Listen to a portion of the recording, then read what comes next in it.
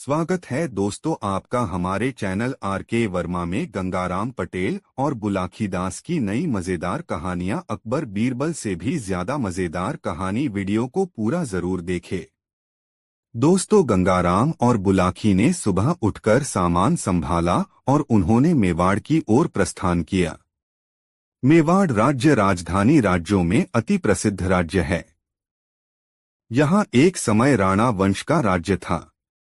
इस क्षेत्र में पर्वत अधिक है।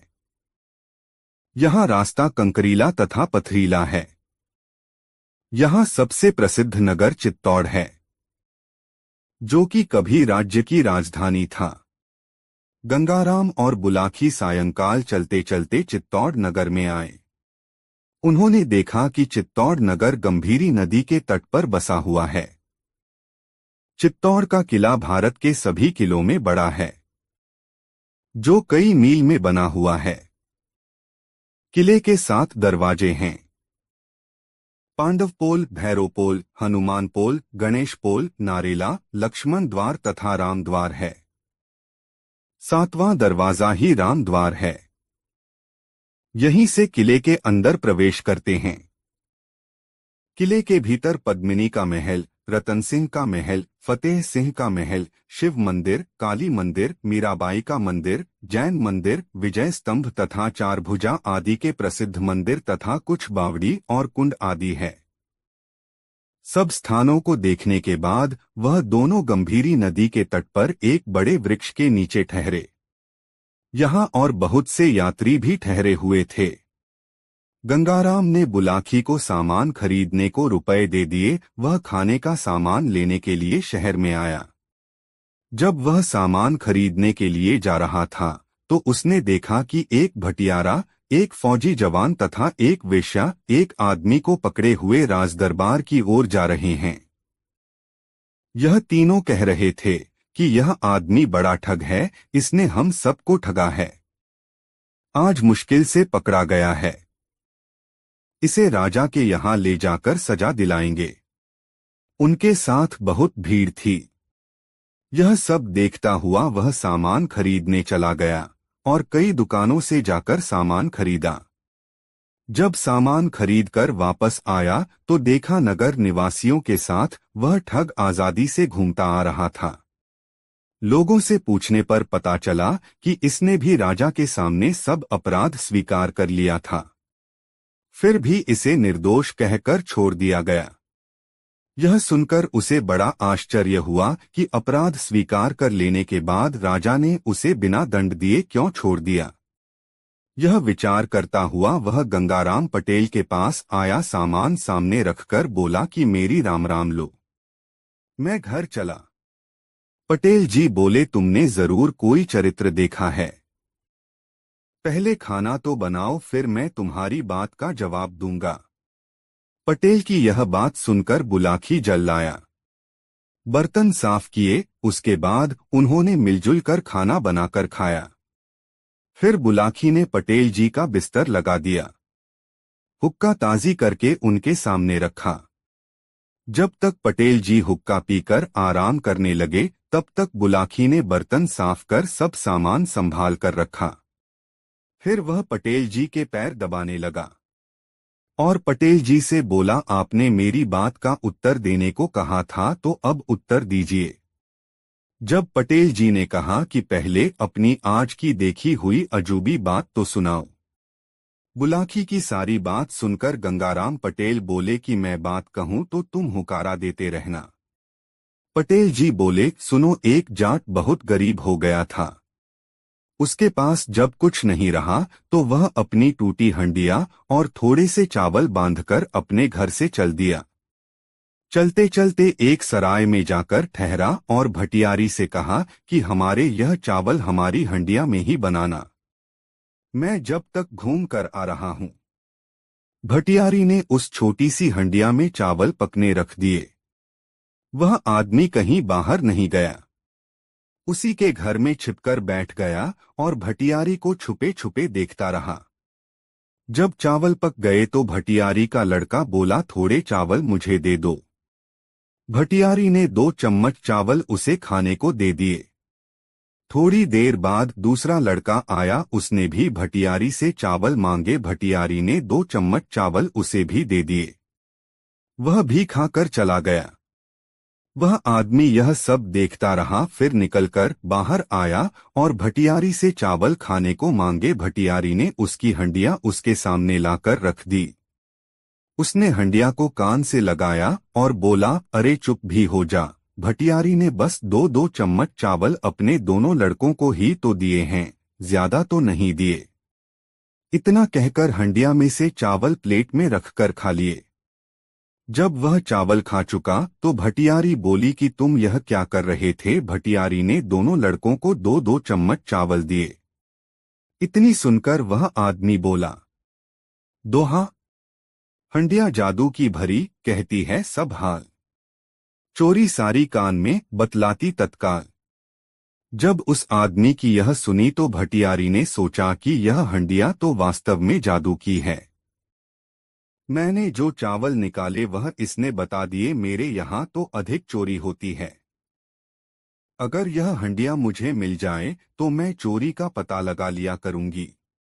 ऐसा विचार कर वह कहने लगी, दोहा हंडिया दे दे, यह मुझे होए बड़ा एहसान। इसकी कीमत अभी मैं नगद करूं भुगतान। भटियारी की यह बात सुनकर हंडिया का मालिक बोला, दोहा 100 रुपया का मोल है, सुन भटियारिन बात। लेना जो चाहे इसे, 100 रुपया धर हाथ। भटियारिन को हंडिया से मोह हो गया था। उसने 100 चांदी के रुपए लाकर उसे दिए और हंडिया अपने हाथ में ले ली। वह आदमी 100 रुपए लेकर वहां से बड़ी जल्दी चला गया। इतने में ही भटियारी का पति आया तो भटियारी ने उसे हंडिया दिखाई और कहा कि यह 100 रुपए में खरीदी है। भटियारिन की बात सुनकर भटियारे को क्रोध हो गया और बोला, यह फूटी हंडिया 100 की बताती है। उसने उठाकर वह हंडिया जमीन पर दे मारी तो वह टुकड़े टुकड़े हो गई। उस भटियारी ने उसे चोरी बताने वाली करामात बताई तो भटियारा बोला, वह कोई ठग था जो तुझे 100 रुपए में फूटी हंडिया देकर ठग ले गया है। अब मैं जाता हूं, उसे पकड़कर रुपए वसूल कर लूंगा। यह कहकर भटियारा लाठी ले लोगों के बताए हुए रास्ते पर उस ठग की तलाश में जंगल की ओर चल दिया। ठग 100 रुपए लेकर जंगल के रास्ते जा रहा था कि एक रीछ ने उसे देखा और रीछ उसके पीछे दौड़ा। वह भागकर एक पेड़ की ओट में हो गया। पेड़ के दूसरी ओर से रीछ ने उसे पकड़ने को अपने हाथ बढ़ाए, परंतु उस आदमी ने रीछ के दोनों हाथ पकड़ लिए। बीच में ही पेड़ था। रीछ और वह आदमी पेड़ के चारों ओर घूम रहे थे।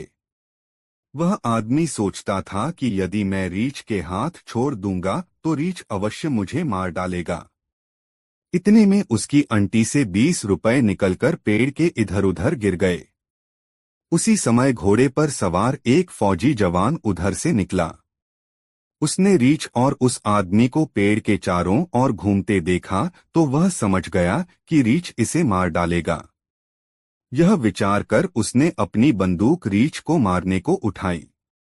यह देखकर आदमी बोला, दोहा रीछ पालतू तू है मेरा, सुनो लगाकर कान। मनमानी देता है रकम, देखो स्वयं प्रमाण। यह रुपया अकेले में निकालता है। तुमको आया हुआ देखकर इसने रुपया देना बंद कर दिया है। अब तक तो मैं सैकड़ों रुपया पैदा कर लेता। घोड़े के सवार ने जब यह बात सुनी और 20 रुपए पड़े भी देखे तो उसने समझा कि वास्तव में रीछ करामाती है। रुपया इसके पेट में भरे हैं। अगर यह मुझे मिल जाए तो मैं मनमानी रकम कमा लूं। यह विचार कर कहने लगा, दोहा मुझको दे दे रीछ, यह मैं बतलाऊं तोय। रुपए की है इस समय बहुत जरूरत मोय। उस आदमी ने जब घुड़सवार की यह बात सुनी तो कहने लगा कि यदि तुम रीछ चाहते हो तो 400 रुपए और अपना घोड़ा मुझे दे दो। मैं तुम्हें रीछ के हाथ पकड़ा दूंगा। मेरे चले जाने के बाद जितना रुपया चाहो तो रीछ से निकलवा लेना। हाँ, जो यह 20 रुपए जमीन पर पड़े हैं इन्हें भी मैं ले जाऊंगा। सवार के पास 300 रुपए थे, कहने लगा कि मेरे पास सिर्फ 300 रुपए हैं, तुम मुझे रीछ दे दो। उसने घुड़सवार की बात मान ली। फौजी ने घोड़े से उतरकर 300 रुपए जमीन पर रख दिए और उसने रीछ के हाथ कसकर पकड़ लिए। उस आदमी ने रीछ को छोड़ने के बाद 300 रुपए और 20 रुपए जो जमीन पर पड़े थे उठाए और घोड़े पर चढ़कर भाग गया। अब फौजी जवान रीछ के हाथ पकड़े पेड़ के चारों ओर घूम रहा था। जब रीछ से 1 रुपया भी ना निकला तो वह अपनी भूल पर पछताया। अगर रीछ को छोड़ता है तो रीछ उसे मार डालेगा। इस कारण वह उसके हाथ पकड़े पेड़ के चारों ओर घूमता रहा। इतने में वह भटियारा बोला, वह आदमी जो तुम्हारा घोड़ा और रुपया ले गया बड़ा ठग है। हमारे यहाँ 100 रुपए में फूटी हंडिया दे आया है। तुम यह तो सोचो कि रीछ के पेट में रुपया कहाँ से आए। यह कहकर उसने अपनी लाठी से रीछ को मार डाला और फौजी के प्राण बचाए। अब वह भटियारा तथा फौजी दोनों उसको पकड़ने के लिए घोड़े के पांव के निशान देखते हुए चल दिए। उधर वह ठग घोड़े पर सवार होकर दूसरे शहर में शाम के समय एक तवायफ के यहाँ सराय में जा ठहरा। उसने घोड़े को 2 सेर दाना खिलाया और तवायफ से कहा, तुम सुबह मेरे घोड़े की लीद मत फिंकवाना। उसने 4 बजे रात को उठकर घोड़े की लीद में 200 रुपए मिला दिए और सवेरे उठकर तवायफ के सामने पानी मांगकर लीद को धोना शुरू किया। उसमें से 200 रुपए जो उसने मिलाए थे सो निकाल लिए और बोला, यह मेरा घोड़ा करामाती है। देखो, तुम्हारे सामने मैंने इसे 2 सेर दाना खिलाया था। इसने लीद में से 200 रुपए दिए। इसे जितने सेर दाना खिलाता हूँ उतने ही सैकड़ा रुपया लीद के साथ निकालता है। यह सुनकर तवायफ को लालच आ गया और कहने लगी, यह घोड़ा मुझे दे दो और जो कुछ चाहो तो ले लो। तवायफ के बहुत विनय करने पर 1000 रुपए लेकर उसने वह घोड़ा दे दिया और चला गया। तवायफ ने सोचा कि 1000 रुपए एक ही दिन में वसूल कर लूं, इसलिए उसने घोड़े को 10 सेर दाना खिला दिया, जिसे खाकर घोड़े का पेट फूल गया और वह मर गया। वह मरा हुआ घोड़ा सराय के दरवाजे पर पड़ा हुआ था। उधर से भटियारा और फौजी निकले।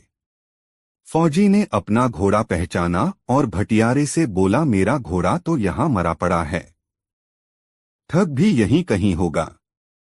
जब उन्होंने तवायफ से पता लगाया तो उसने कहा कि एक आदमी इसे करामाती घोड़ा बताकर 1000 रुपए में बेच गया है। फौजी बोला, घोड़ा मेरा है, इसमें कोई करामात नहीं थी। तुम्हारी भांति ही उस ठग ने हम दोनों को भी ठगा है। चलो अब हम दोनों मिलकर उसे तलाश करेंगे और पकड़कर अपना रुपया वसूल करेंगे। अब वह तवायफ भी उनके साथ में हो गई। अब भटियारे, फौजी और तवायफ तीनों ही उसको ढूंढने के लिए चल दिए और उसी शहर में घूमते हुए उसको पकड़ भी लिया। और जब वह नहीं माना तो वे अपना न्याय कराने के लिए उसे राजदरबार में ले गए। सबसे पहले राजा के सामने भटियारे ने अपना दावा रखा। वह बोला कि यह आदमी ठग है। मेरी पत्नी को फूटी हंडिया 100 रुपए में देकर ठग लाया है, जिसने उसे यह लालच दिया था कि हंडिया मेरी करामाती है और चोरी बताती है। राजा ने उससे पूछा कि भटियारा जो कुछ कह रहा है क्या ठीक है? वह आदमी बोला, वास्तव में मेरी हड्डियां करामाती थी और वह चोरी बताती थी। आप उस हंडिया को मंगाकर जांच कर लीजिए। राजा ने भटियारे से कहा कि वह हंडिया लाओ। भटियारा बोला, वह तो मैंने फोड़ दी। राजा कहने लगा, जब हंडिया ही नहीं तो मैं न्याय कैसे करूं? इसके बाद फौजी ने अपनी फरियाद की कि यह आदमी ठग है। यह 300 रुपए और घोड़ा मुझसे बहका कर ले गया और एक रीछ का हाथ पकड़ा आया। इसने कहा था कि यह रीछ अकेले में पेट से टट्टी की राह रुपए निकालता है। राजा ने उससे पूछा, क्या तुमने 300 रुपए और घोड़ा लेकर इन्हें रीछ दिया था? उसने उत्तर दिया, महाराज, मेरा रीछ करामाती था। मैंने जो कुछ भी कहा था सत्य है। रीछ को मंगवा कर जांच कर ली जाए। भटियारा बोला, उसको मारकर तो मैंने इसकी जान बचाई है। राजा बोला, तुम्हारे मामले में भी यह निर्दोष है, क्योंकि तुमने रीछ मार दिया है। इसके बाद तवायफ ने कहा, यह 1000 रुपए में अपना घोड़ा मुझे इस शर्त पर बेच आया था कि इसे जितने सेर दाना खिलाते हैं उतने 100 रुपए लीद के साथ देता है। इस प्रकार इसने मुझे धोखा दिया है। ठग बोला, श्रीमान जी, घोड़े को मंगाकर आप मेरी साँच झूठ की जांच कर लें। वैसे मेरी बात झूठ हो तो मुझे कठोर सजा दीजिए। राजा के पूछने पर तवायफ ने बताया कि घोड़ा तो मर गया है। राजा ने कहा, बिना घोड़े के फैसला क्या करूं? हे बुलाखी नाई, तुम इसी ठग को देखकर आए हो, जिसे सबूत न मिलने पर राजा ने निर्दोष छोड़ दिया। अब रात अधिक हो गई है, सवेरे जल्दी जागना है, इसलिए अब सो जाओ। दोस्तों, वीडियो को एक लाइक जरूर करें, वीडियो अपने मित्रों को जरूर शेयर करें। दोस्तों, बुलाखी दास नाई गंगाराम पटेल को सोते हुए देखा तो उन्हें आवाज देकर बोला कि पटेल जी, अब दिन निकलने वाला है, मुर्गा बहुत देर का बांग दे चुका है।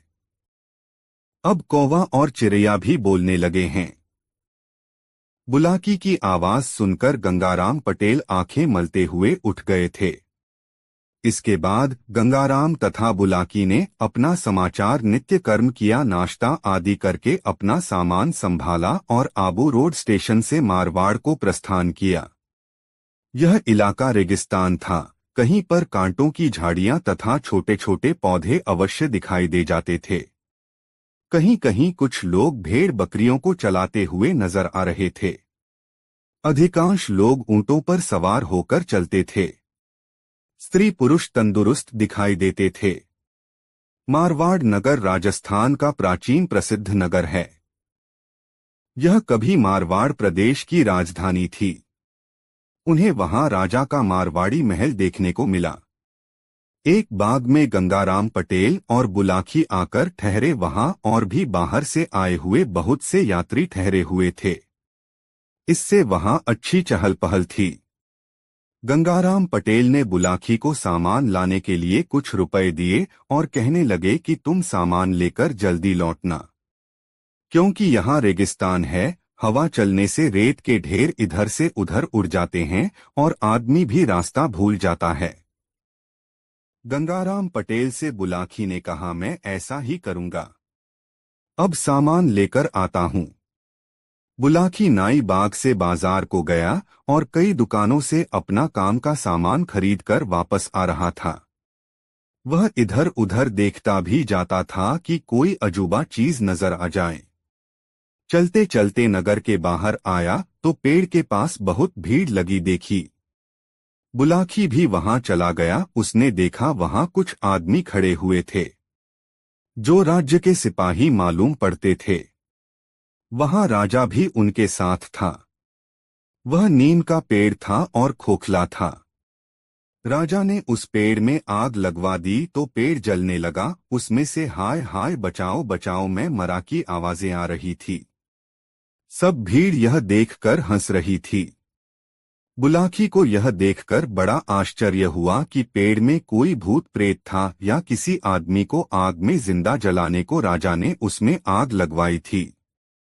वहां से किसी के रोने की आवाज भी आ रही थी। बुलाकी ने विचार किया कि आज की घटना बड़ी अनोखी है। शायद पटेल जी इस घटना को पूरी तरह ना बता सके। अपने मन में ऐसे विचार बनाते हुए सामान को लेकर वह उसी बाग में आया जहां पटेल भी उसका काफी देर से इंतजार कर रहे थे। बुलाकी को आता हुआ देखकर गंगाराम पटेल कहने लगे कि आज तो तुम बहुत देर से सामान लेकर लौटे, मैं तो समझ रहा था कहीं रास्ता भूल गए। इस शंका में परेशान होकर तुम्हारी राह निहार रहा था। पटेल जी की बात सुनकर वह हंसा और लाया हुआ सामान उनके सामने रखकर कहने लगा, पटेल जी, आपने खूब सोची, मैं भला कहीं खो भी सकता हूँ। मैंने घाट घाट का पानी पिया है। मुझे देर इसलिए लगी कि आज मैं एक बड़ी अनोखी बात देखता रह गया। बुलाकी दास की बात सुनकर पटेल भी मुस्कुराने लगे और बोले, दोहा, अन्न बिना सब अनमने, नर नाहर और भूख, तीन पहर के बीच में बिगड़ जात सब रूप। सोहे बुलाकी भाई, इस समय बहुत भूख लगी है। लोगों ने यहाँ तक कहा है, भूखे भजन न होए गोपाला, यह लो कंठी माला, भूखे तो भजन भी नहीं हो सकता, फिर और बात की क्या। चलो पहले नित्य की भांति भोजन बनाए खाए, तब चित्त में शांति आएगी। तुम्हारी अजूबी बात का जवाब भी उसके बाद दिया जाएगा। गंगाराम पटेल की बात सुनकर बुलाकी पहले पानी भरकर लाया, बर्तन साफ किए, चूल्हा तैयार करके लाया, साग सब्जी बनाकर ठोक दी, फिर आटा गूंदा। जब साग सब्जी तैयार हो गई तो पटेल जी को आवाज दी। पटेल जी चौका में आकर बैठे। बुलाकी रोटी बेलता जाता था और पटेल जी सेंकते जाते थे। इस प्रकार दोनों ने भोजन बनाया खाया। फिर बुलाकी ने पटेल जी का बिस्तर लगाया और हुक्का भरकर सामने रखा। वह आराम से हुक्का पीने लगे। जब तक बुलाकी ने बर्तन साफ किए, अपना सब सामान संभाला और फिर पटेल जी के पैर दबाने लगा। उसी समय गंगाराम पटेल बुलाकी से कहने लगे कि आज तुमने जो अनोखी बात देखी हो वह बतलाओ। तो उसने देखा हुआ सारा हाल बयान कर दिया और बोला, अब बताएं यह क्या बात थी। बुलाकी की बात सुनकर गंगाराम पटेल बोले, एक नगर में मोहन और सोहन दो मित्र थे। दोनों अपना अपना अलग व्यापार करते थे। मोहन ईमानदार व्यक्ति था। उसके नौकर भी सच्चे थे। जो व्यापार उसने 1,000 से शुरू किया, 1 साल में 50,000 रुपए का हो गया। सोहन की आदत अच्छी ना थी, वह बेईमान था। इसलिए उसके नौकर भी बेईमानी करने लगे थे।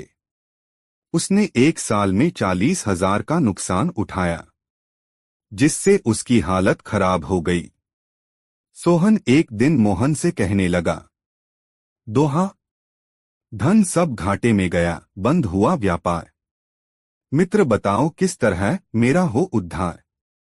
सोहन की बात सुनकर मोहन कहने लगा, तुम मेरे पुराने मित्र हो। अगर व्यापार में धन नष्ट कर दिया तो कोई बात नहीं। दोहा, धन मेरे पास है, सुन लो कान लगाए। साझे में हम तुम दो लेंगे काम चलाए। मोहन की बात सुनकर सोहन बहुत प्रसन्न हुआ और बोला, तुम धन्य हो, मित्र हो तो ऐसा हो। अब मेरी समझ में आता है कि दोहा, चल परदेस में करें हम दोनों व्यापार। लाभ में बहुत कमाए धन, मेरा यही विचार। सोहन की बात मोहन ने मान ली और उसके साथ परदेश को व्यापार करने के लिए चल दिया। दोनों ने परदेश में जाकर चित्त लगाकर परिश्रम से अपना व्यापार शुरू किया। दोनों ने बाहर की यात्रा भी कर ली और धन भी कमाया। बहुत पुरानी कहावत है कि कुछ भी करो, कुत्ते की पूंछ टेढ़ी की टेढ़ी रहती है। जिसकी जो आदत पड़ जाती है वह छूटती नहीं। सोहन तो बेईमानी करने वाला आदमी था। वह परदेश में मौका देखा करता था कि कब मोहन को जान से मारकर उसका सब धन हड़प ले। परंतु मोहन के नौकर स्वामी भक्त थे, इसलिए सोहन अपनी योजना में सफल नहीं हो पाया था। वह दिखावटी बातों में तो मोहन से भोली भाली बातें करता था, मगर उसके मन में कपट की कतरनी चलती रहती थी। मोहन बहुत सीधा आदमी था। वह यह समझ भी नहीं पाया कि सोहन के विचार इतने गंदे भी होंगे। परंतु मोहन के नौकरों ने उसे एकांत में बताया कि सोहन के विचार बुरे हैं और किसी न किसी दिन आपको अवश्य धोखा देगा। हम आपको सचेत कर रहे हैं। मोहन ने अपने सेवकों से ऐसी बात सुनी तो उसमें सोहन के साझे में व्यापार खत्म करना ही ठीक समझा। अब मोहन के पास कुल मिलाकर 2 लाख रुपए हो चुका था। मोहन सोहन से कहने लगा, दोहा, बहुत दिनों परदेश में दीने मित्र बिताए। बहुत दिनों से है रही घर की याद सताए। इतनी बात सुन सोहन कहने लगा, दोहा, जो इच्छा हो आपकी तो मुझको स्वीकार, सभी भक्तों से आपके संग में हूं तैयार। सोहन की बात सुनकर मोहन बोला, हे मित्र, परमेश्वर ने और भाग्य ने बड़ा साथ दिया, इस प्रकार यहाँ आकर 2 लाख कमाया। अब हम तुम दोनों 1-1 लाख बंटेंगे और अपने घर चलकर कुछ समय चैन से बैठेंगे। सोहन बोला, रुपए बांटने की ऐसी जल्दी क्या है, घर चलना है, चलो वहीं बांट लिया जाएगा। मोहन यह बात सुनकर राजी हो गया और सोहन को साथ लेकर धन समेत अपने नगर को वापस आ गया। नगर में पहले सोहन का मकान पड़ता था, इसलिए सब धन को लेकर मोहन सोहन के मकान पर गया। कुछ देर बैठने के बाद मोहन ने सोहन से जाने का विचार किया और सोहन को धन बांटने को कहा। सोहन बोला, ऐसी जल्दी क्या है जो कि हम धन बांटने की परेशानी करें, अभी रात है, कल दिन में बांट लेंगे। तब मोहन विश्वास करके सब धन वहीं छोड़कर अपने घर चला गया। 2-3 दिन के बाद मोहन सोहन के यहाँ आया और उसने धन बांटने की बात कही। उस समय सोहन ने उससे साफ कह दिया कि अपने हिस्से का धन तो पहले ही तुम ले गए थे, मेरे पास तुम्हारा कुछ नहीं है। मोहन दुखी होकर अपने घर चला आया। फिर बाद में एक दिन नगर के प्रतिष्ठित लोगों की पंचायत जोड़ी, उसमें भी सोहन ने साफ इनकार कर दिया। सब बातचीत मोहन और सोहन के बीच में थी, कोई गवाह नहीं था जो पंचायत वाले ठीक फैसला करते। अंत में मोहन ने राजा के पास जाकर न्याय की प्रार्थना की। राजा ने सोहन को बुलाकर कहा कि तुम मोहन का 1 लाख रुपया क्यों नहीं देते। सोहन ने कहा कि मैंने सोते समय ही मरघट के पास वाले नीम के पेड़ के पास रुपया मोहन को दे दिया था। यह रुपयों का झूठा दोष मेरे ऊपर लगाता है। राजा ने कहा कि तुम लोगों का कोई गवाह भी है। मोहन ने उत्तर दिया कि हमारा गवाह कोई नहीं है। किंतु सोहन कहने लगा, मैं उस पेड़ से गवाही दिलवा दूंगा। दूसरे दिन राजा ने पेड़ की गवाही देने का निश्चय किया। मोहन और सोहन अपने अपने घर चले आए। घर आकर सोहन ने अपने बाप को सिखाकर रात में ही उस पेड़ की खोह में बिठा दिया और कहा कि जब राजा पूछे तो कह देना कि यहाँ 1 लाख सोहन ने मोहन को दिया था। दूसरे दिन राजा दरबारियों तथा मोहन के साथ उस पेड़ के पास गए और कहा, तू सच बता कि क्या सोहन ने मोहन को 1 लाख रुपए दिया था। पेड़ से आवाज आई, हाँ दिया था। मोहन ने सोहन के बाप की आवाज पहचान ली तो राजा से कान में कहा कि यह सोहन के पिता की आवाज है। राजा सोहन की बेईमानी पर बहुत क्रोध आया। उसने उस पेड़ में आग लगा दी जिसमें जलकर उसका बाप रो रो कर मर गया। तब राजा ने सोहन से मोहन का 1 लाख रुपया भी दिला दिया और कहा, बेईमानी बहुत बुरी चीज है, उसका फल बहुत बुरा होता है। हे बुलाखी नाई, तुम यही घटना आज देखकर आए हो, अब सो जाओ, रात अधिक हो गई है, सवेरे जल्दी जागना है। दोस्तों, कहानी कैसी लगी कमेंट में जरूर बताएं। दोस्तों, गंगाराम पटेल और बुलाखीदास नाई ने सब सामान ठीक किया और अजमेर की ओर प्रस्थान किया। रास्ते में अनेकों वन पर्वत शोभा दे रहे थे। भीलवाड़ा इत्यादि देखते हुए वह अजमेर में पहुंचे। अजमेर नगर कभी मेवाड़ राज्य की राजधानी थी। पूरा नगर पहाड़ी से घिरा हुआ है और इसमें बड़े बड़े अच्छे सुंदर रमणीक स्थान हैं। यहाँ ख्वाजा की दरगाह बड़ी प्रसिद्ध है। अनाह सागर सागर और फाई सागर यहाँ के शाही तालाब हैं, जहाँ प्रातः और सायंकाल हजारों स्त्री पुरुषों की भीड़ रहती है। पृथ्वीराज के पुराने किले के अवशेष हैं। तारागढ़ उसी का एक भाग है, जहाँ अनंगपाल की बाबरी आदि प्रसिद्ध स्थान और अढ़ाई दिन का झोपड़ा आदि ऐतिहासिक भवन हैं। हनुमान मंदिर तथा दौलत बाग अनाह सागर के पास है। जहां दर्शकों की भीड़ बनी रहती है।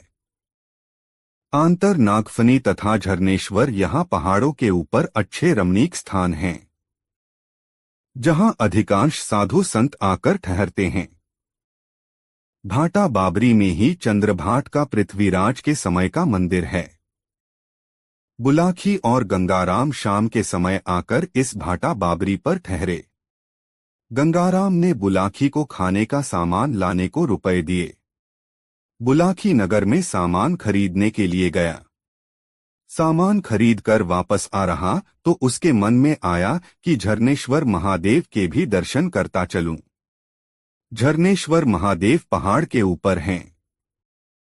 यहाँ पहाड़ों में से एक झरना है, किंतु उसका फिर आगे यह पता नहीं चलता कि उसका पानी कहाँ चला जाता है।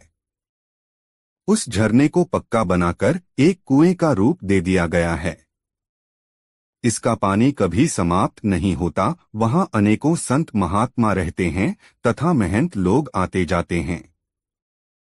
सब उसी झरने के पानी का प्रयोग करते हैं। बुलाखी ने जाकर झरनेश्वर महादेव के दर्शन किए। जब वह नीचे उतरकर झरने के पास आया तो देखा कि दो चार महात्मा तो तथा कुछ और आदमी वहां खड़े हुए हैं। उनके बीच में एक स्त्री तथा एक पुरुष भी है। वह स्त्री हाथ में जल लेकर उस पुरुष से संकल्प कर रही है। जो ही स्त्री ने संकल्प करके पृथ्वी पर जल डाला, उसी समय उसकी मृत्यु हो गई। यह देखकर वहां के देखने वाले सभी लोगों को आश्चर्य हुआ। वह भी अपने मन में आश्चर्य कर रहा था कि संकल्प करने से इस स्त्री की मृत्यु क्यों हो गई। वह गंगाराम पटेल के पास आया और बोला, अब राम राम लो, मैं अपने घर जा रहा हूं। गंगाराम कहने लगे, बुलाखी, 1-2 दिन में तो हम घर पहुंच जाएंगे। तुमने कोई अनोखी बात देखी होगी तो रोज की भांति खाना बना खाकर सोते समय तुम्हें उसका उत्तर दूंगा। पटेल जी खाना खाकर जब आराम करने लगे तो बुलाखी ने हुक्का ताजी भर के सामने रखा और वह हुक्का पीने लगे। सब कामों से निश्चिंत होकर वह पटेल जी के पांव दबाने लगा। तो उन्होंने बुलाखी से कहा कि अब बताओ कि आज तुमने ऐसी क्या अजीब बात देखी है। तब सब घटना सुनाकर बुलाखी ने कहा, अब आप कृपा करके बताएं कि संकल्प करते ही वह स्त्री क्यों मर गई। बुलाखी ने हुंकारा भरने की हामी भरी तो पटेल जी ने भी बात कहना शुरू किया। गंगाराम पटेल बोले, सुनो, एक गांव में रामनाथ नाम का एक ब्राह्मण रहता था। उसकी पत्नी का नाम सरस्वती था। रामनाथ के बड़े भाई उससे अलग रहते थे। रामनाथ के कोई संतान नहीं थी, वह 2 ही प्राणी थे। संतान का अभाव उन्हें बहुत खटकता था। रामनाथ अपनी पत्नी से बहुत प्रेम करता था। वह उसे एक क्षण को भी अकेला छोड़ने को तैयार नहीं था। एक दिन स्त्री रामनाथ से कहने लगी, दोहा, सब सुख ईश्वर ने दया, दई नहीं संतान। प्राणनाथ संतान बिन होता दुहख महान। पार पड़ोसी उगते वह कहें निपूती मोय। सुनकर उनकी बात को शर्म आवती मोय। अपनी पत्नी की इस प्रकार दुखपूर्ण बातें सुनकर रामनाथ कहने लगा, दोहा, जो कुछु लिखी लिलार में मिंट सके न कोय। करम गति जग में प्रबल, पछताए का होय। भाग्य में संतान नहीं है तो चाहे कुछ भी उपाय करो संतान का सुख नहीं होगा। अपने मन में भगवान का ध्यान धर धैर्य धारण करो। सरस्वती कहने लगी कि भगवान ने धन तो दे ही रखा है, हम तुम 2 ही प्राणी हैं। चलो अब तीर्थ यात्रा करें।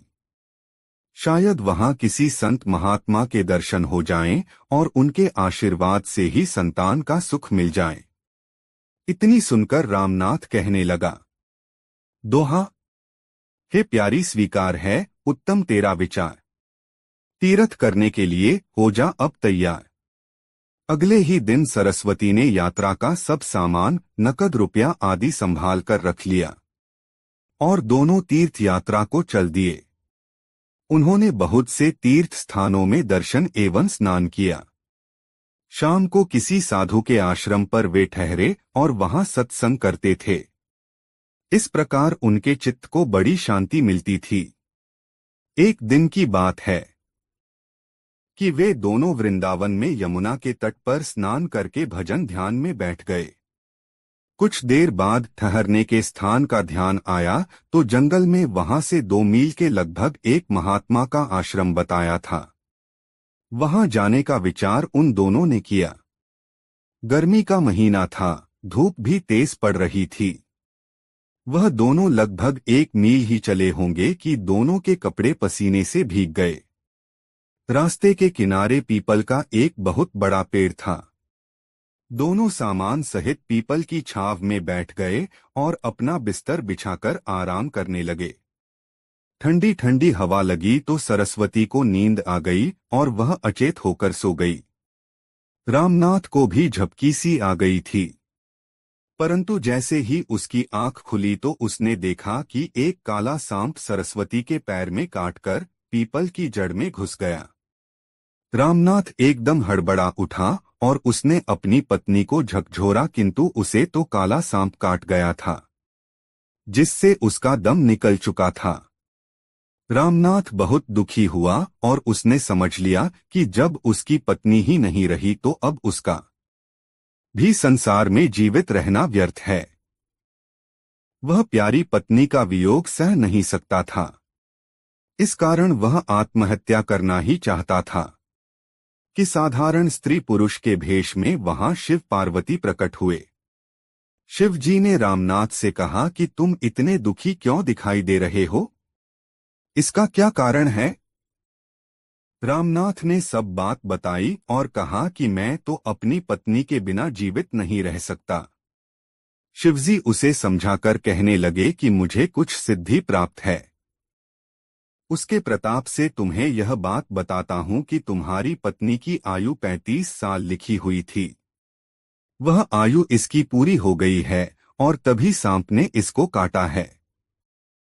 तुम्हारी उम्र 85 वर्ष लिखी हुई है, जिसमें से तुम्हारे 45 साल पूरे हो चुके हैं। तुम अपनी स्त्री का शोक न करो, मौत तो एक दिन सबको आती है। रामनाथ कहने लगा, हे सिद्धराज, आपने जो कुछ भी कहा ठीक है, परंतु मैं अपनी पत्नी के बिना अब संसार में जीवित नहीं रह सकता। जब शिवजी के अनेकों भांति समझाने पर भी रामनाथ नहीं माना तो वह कहने लगे कि अब ऐसा करो, तुम अपनी उम्र में से 20 वर्ष का संकल्प अपनी स्त्री को अर्पण कर दो। तुम्हारी उम्र पाकर यह जीवित हो उठेगी और तुम्हारी 20 वर्ष घट जाएगी, अर्थात बाद में तुम दोनों एक साथ मरोगे, परंतु तुम यह बात अपनी पत्नी को कभी मत बताना। रामनाथ इस बात पर तैयार हो गया। हाथ में जल लेकर शिवजी ने रामनाथ की 20 साल की उम्र स्त्री को देने का संकल्प का जल पृथ्वी पर गिरते ही उसकी पत्नी उठकर बैठ गई और अपने पति से कहने लगी, आज तो दोपहरी में मुझे बड़ी अधिक नींद आ गई। शिव पार्वती तो पहले ही वहां से अंतर्ध्यान हो गए थे। रामनाथ और सरस्वती भी उस स्थान से महात्मा की कुटी की ओर चल दिए। कुछ देर चलते चलते वह महात्मा के आश्रम में पहुंच गए और महात्मा से आज्ञा लेकर वहां ठहर गए। वहां 2 दिन रुकने के बाद उन दोनों की इच्छा हुई कि उस शांतिदायक स्थान में थोड़े दिन और ठहरा जाए। अगले दिन रामनाथ तो नहाने गया था। उसकी पत्नी से एक महात्मा ने बात करना शुरू किया। वह 40 की आयु का एक तंदुरुस्त आदमी था। सरस्वती ने महात्मा को बताया कि उसके कोई संतान नहीं है।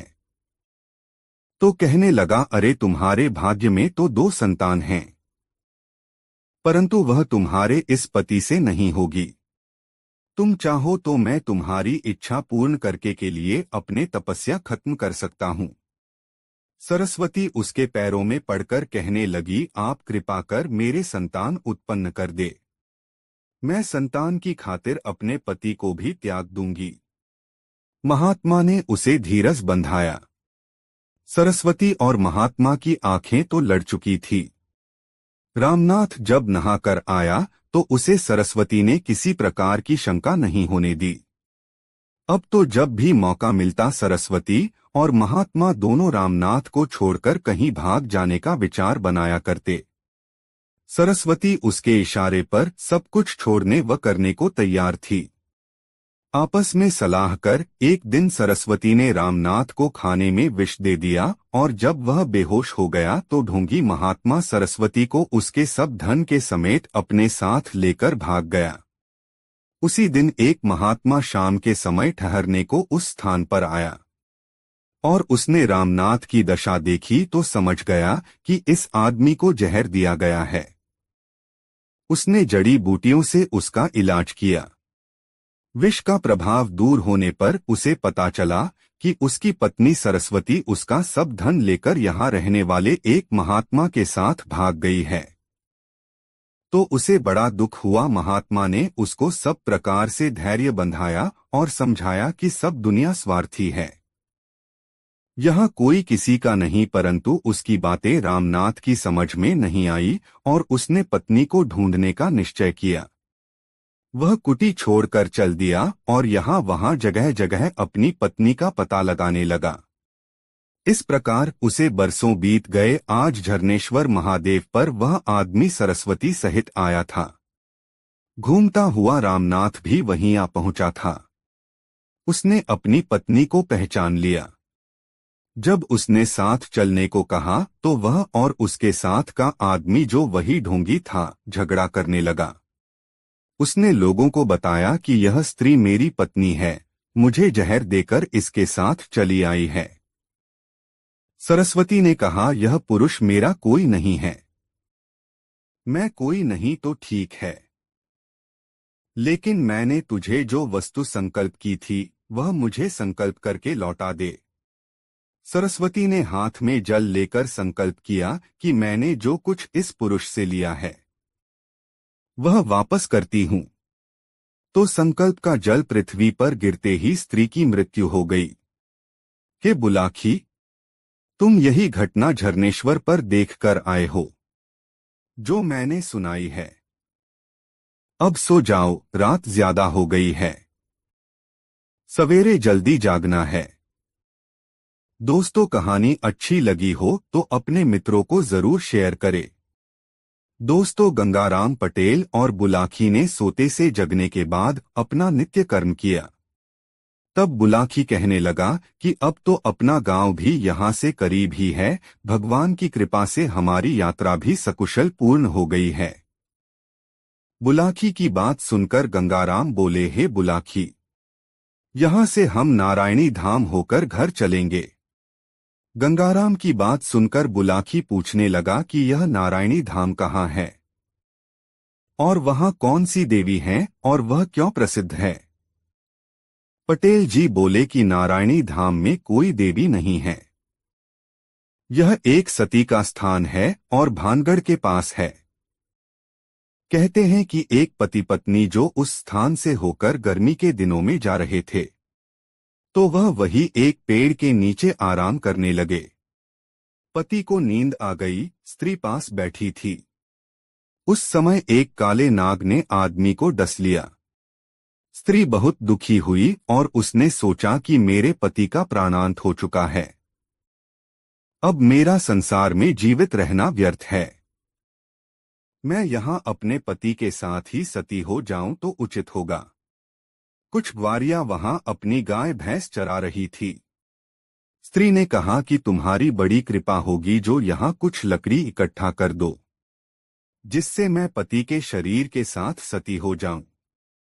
गवरियों ने उसकी सहायता की। कुछ लकड़ी इधर उधर से इकट्ठी कर दी। अपने मृतक पति के शरीर को लेकर साध्वी स्त्री चिता में बैठ गई। उस चिता में अपने आप आग लगी तो ग्वारियों को बड़ा आश्चर्य हुआ। तब उन्होंने उसे देवी का रूप समझा। गवारियां हाथ जोड़कर कहने लगीं, आप साक्षात देवी हो, यहाँ हमारे पशु बिना पानी पिए बिना रहते हैं। आप कोई ऐसा आशीर्वाद दें जिससे पानी का संकट दूर हो जाए। सती कहने लगी कि अब से यहाँ पानी का दुख दूर हो जाएगा। वह सती हो गई और उसके बाद कहते हैं कि उसी चिता में से ही एक झरना बह निकला। आज वहां सब पशु तथा स्त्री पुरुष आराम से पानी पीते हैं। उस स्थान पर एक मंदिर बन गया और झरने के स्थान पर एक तालाब है, जहां सैकड़ों यात्री नित्य आते जाते हैं। वह दोनों अजमेर से नारायणी धाम को पहुंच गए। वहां पहुंचकर सुंदर रमणीक स्थान देखकर उन्हें बड़ा आनंद हुआ। उन्होंने झरने में स्नान किया, महास्ती के दर्शन किए और पुजारी से भोग लगवाकर प्रसाद पाया। जलपान करने के बाद एक वृक्ष की छांव में आसन लगाकर वह विश्राम करने लगे। थोड़ी देर बाद बुलाखी को प्यास लगी तो वह पानी लेने आया। वहां पर उसने पानी पिया और लोटा में पानी भरकर पटेल जी के पास वापस जाना ही चाहता था कि उसी समय एक स्त्री और अंधा पुरुष वहां आए। अंधा जब उस झरने में नहाया तो उसे आंखों से दिखने लगा। वह स्त्री पुरुष आनंदित हो उठे। नहा धोकर मंदिर से सती का भोग लगाकर खुश होते हुए अपने घर को चले गए। यह सब देख और मन में विचार करता हुआ वह पटेल जी के पास आया और उन्हें जल का लोटा दिया और झरने पर देखी वह बात बताई और बोला, अब आप कृपा कर बताएं कि वह दोनों स्त्री पुरुष कौन थे? पुरुष कैसे अंधा हुआ था? यहाँ आकर उसे क्यों दिखने लगा? तब गंगाराम कहने लगे, एक गांव में एक ब्राह्मण रहता था जिसका नाम सुदर्शन था। शीला नाम की उसकी पत्नी थी जो बड़ी पतिव्रता थी, लेकिन उनके कोई संतान नहीं थी। एक बार वह दोनों पति पत्नी तीर्थ यात्रा करते हुए जयपुर में आए और गलताजी पर ठहरे। स्थान बहुत रमणीक है, बहुत से महात्मा और संत वहां ठहरे रहते हैं। एक वयोवृद्ध महात्मा अपना आसन एक ओर लगाए हुए बैठा था। शीला और सुदर्शन उसके पास गए और उस महात्मा के चरण छूकर बैठ गए। सुदर्शन कहने लगा कि ईश्वर ने मुझे धन का तो सुख दिया है, खाने पीने की कोई कमी नहीं है, साधु सेवा तथा तीर्थयात्रा भी कर लेता हूँ, परंतु इतना होने पर भी हम लोगों को एक बड़ा दुख है कि हमारे कोई संतान नहीं है। सुदर्शन की बात सुनकर वयोवृद्ध महात्मा कहने लगे कि मैं तो साधारण साधु हूँ। सुना है बाबा रामदास जो कि हिमालय पर्वत पर रहते हैं, शायद उनके आशीर्वाद से तुम्हारी इच्छा पूर्ण हो जाए। महात्मा के वचनों को सुनकर सुदर्शन और शीला बहुत प्रसन्न हुए। आमेर, नरसिंहगढ़ रोड, किशनगढ़ इत्यादि होते हुए उन्होंने पुष्कर जी जाकर स्नान किया। ब्रह्मा जी का मंदिर, पंचकुंड, गौमुखी लीला, सेवरी, नौशेरा, चंडी देवी और मनसा देवी आदि के दर्शन किए और सायंकाल एक महात्मा की कुटी में ठहर गए। उस महात्मा की आयु लगभग 100 वर्ष थी। उसके आश्रम पर 18 वर्ष की एक परम सुंदरी कन्या रहती थी। सुदर्शन ने उस सुंदरी कन्या को देखा तो उसका मन उसकी सुंदरता पर मुग्ध हो गया। सुदर्शन को इस बात उस कन्या को निहारते देखकर उस साधु को बड़ा क्रोध आया और बोला, तू जो इस कन्या को इस प्रकार देख रहा है, इसलिए तू अब अंधा हो जा। महात्मा के श्राप से सुदर्शन अंधा हो गया। यह सब देख उसकी पत्नी को बड़ा दुख हुआ और उसने महात्मा से बहुत विनय की कि श्राप को निष्फल कर दें, परंतु वह महात्मा नहीं माना। शीला कहने लगी कि मैं भी एक पतिव्रता स्त्री हूँ, मैं चाहूँ तो तुम्हें शाप दे सकती हूँ, परंतु मैं ऐसा नहीं करूँगी क्योंकि इससे मेरा पुण्य समाप्त हो जाएगा। तब दूसरे दिन प्रातःकाल उठकर शीला ने बाबा रामदास के स्थान का पता लगाया और सुदर्शन का हाथ पकड़कर बाबा रामदास के स्थान पर पहुंच गई। बहुत से संत उनके पास बैठे हुए थे। वह सुदर्शन का हाथ पकड़कर महात्मा जी के सामने ले गई और पति के सहित चरणों में गिर गई और रोते हुए बोली, महाराज, हम पति पत्नी आपके दर्शनों को आ रहे थे तो रात में एक महात्मा की कुटी पर ठहर गए। कल तक मेरे पति ठीक थे, परंतु उस महात्मा के शाप से अंधे हो गए हैं। हे महात्मा, आप मुझ दुखिया पर कृपा दृष्टि करें। महात्मा बोले, देखो, तुम्हारे पति से अनजाने में एक भूल हुई थी, इसने बालकपन में पेड़ पर बैठे हुए एक कबूतर के गुलेल से एक गुल्ला मारा था। उस कबूतर की आंख फूट गई थी। इसी पाप से आज तुम्हारा पति उस महात्मा के श्राप देने से अंधा हो गया है। तू बड़ी धर्मपरायण पतिव्रता स्त्री है। पतिव्रताओं की शक्ति का भगवान भी पार नहीं पा सकते। तू अपने पतिव्रता धर्म की शक्ति से उस महात्मा का मनमाना अपकार कर सकते थे, परंतु तूने कुछ भी नहीं किया। महात्मा कहने लगे, बेटी जो करता है भगवान अच्छा ही करता है। मनुष्य तो एक निमित्त मात्र है, उसका तो बहाना हो जाया करता है। अच्छे कर्मों का फल अच्छा ही होता है।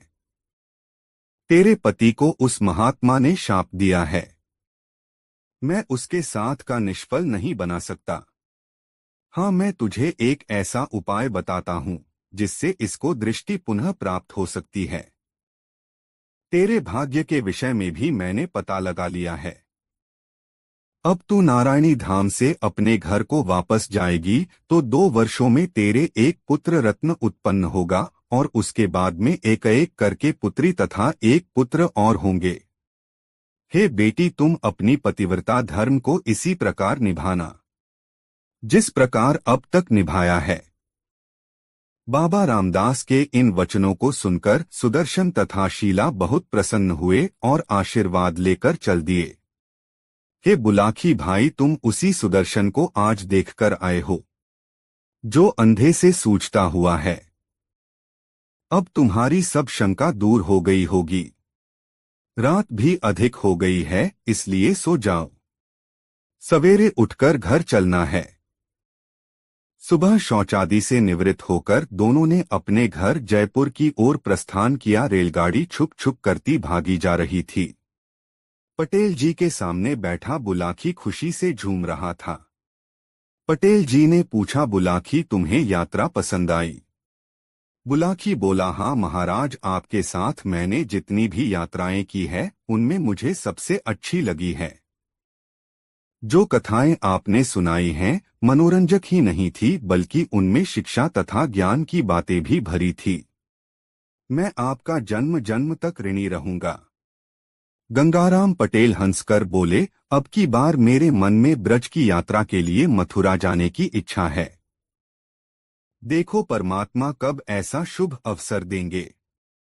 दोस्तों, गंगाराम पटेल और बुलाखीराम की यह कहानी आपको कैसी लगी कमेंट में जरूर बताएं। ऐसी और नई मजेदार कहानी सुनने के लिए हमारे चैनल आरके वर्मा को सब्सक्राइब जरूर करें। यह वीडियो अपने मित्रों को जरूर शेयर करें। वीडियो देखने के लिए धन्यवाद।